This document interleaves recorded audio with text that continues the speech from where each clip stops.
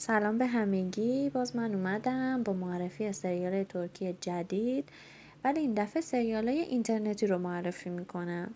اولین سریالی که معرفی میکنم سریال ارکک سورسه که توش آلپرن دویماز بازی میکنه. این سریال 13 قسمت فصل اولش از پلتفرم بین کانکت منتشر میشه.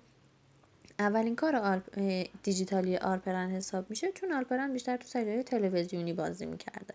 سونیاز چوکور چارپوشما پارتنرش توی این سریال بشرا دولیه. بشرا دولی توی سریال آکنجی بازی میکرد. سریال بعدی که میخوام بهتون معرفی بکنم هایاتلر و هایاللر. این سریال راست داستان زندگی 4 تا زنه. بازیگراش ازگه گورل، ملیسا آسلی پاموک، آیبوک پوساد. آیبوک حسابی فعال شده، بیشترم کار اینترنتی رو قبول میکنه. به جز این سریال آلف رو قبول کرده. سریال آلف فصل اولش با بازی کنان پخش شده، الان این فصل دومشه. فصل دوم داستان جدید و کادر جدیده. داستانش راجع به جنایت. فیلمش توی فیلم برداریش توی کاپادوکیاس. پارتنرش هم خب تانر اولمزه. تانر توی معجزه دکتر و جزرومت بازی کرده. بهش پیشنهاد دادن تو اوچکروش یا سسکن بیاد بازی کنه، ولی تانر قبول نکرد. حالا دیگه اینکه کار خوبی کرده یا کار خوبی نکرده اینا دیگه خیلی نظری ندارم، چون که بالاخره کار اینترنتی زود تموم میشه، میتونست اونم بازی کنه. ولی خب بازیگرای اوچکروش هم حسابی ترکوندن و خیلی خیلی سریال جذابی شده. پیشنهاد میکنم ببینید، از تلویزیون پخش میشه اوچکروش.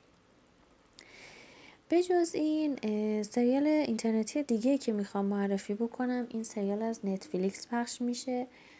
سریال گیدنلر با بازی بوراک دنیز و دیلان چیچک دنیز. احتمالا تو سال آینده میلادی، حالا سال میلادی خب دیگه داره شروع میشه، توی اون سال پخش بشه، ولی حالا اینکه دقیقا چه تاریخی مشخص نیست. خب بوراک دنیز و دیلان قبل از این توی سریال عشقای ناتمام پارتنر بودن. عشقای ناتمام از بلو تیوی پخش شد.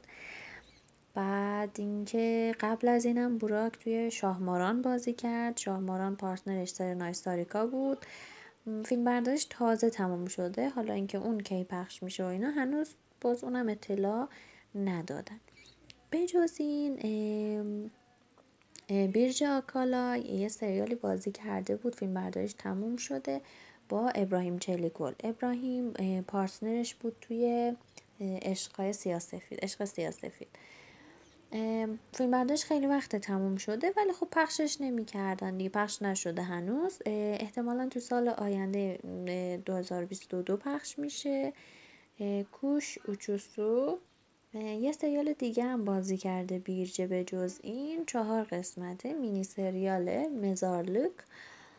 نقشه کمیسر رو بازی کرده. خب قبل از اینم نقشه اطلاعاتی رو بازی میکرد برای سریال سونیاز، ولی خب زود فینال شد و حیف شد دیگه، خیلی چند قسمت بیشتر بازی نکرد.